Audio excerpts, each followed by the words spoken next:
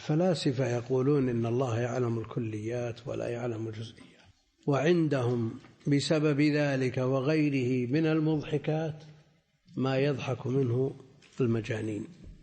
كل هذا لبعدهم عن كتاب الله وسنة نبيه عليه الصلاة والسلام. يعني من أقرب ما بلغ من النكت المتعلقة بهم واحد من الطلاب المعاصرين يقول يبشر أباه أنه صار دكتور. قال تعالج الناس؟ قال لا. قال في أي شيء؟ قال بالفلسفة. دكتور بالفلسفة. قال أنا ما وش الفلسفة ما أعرفها.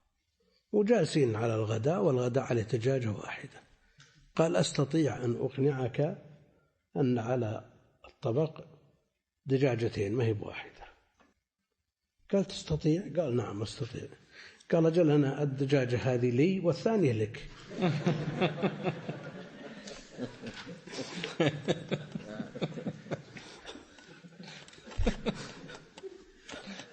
هل يستطيع ولا ما يستطيع؟ الله المستعان.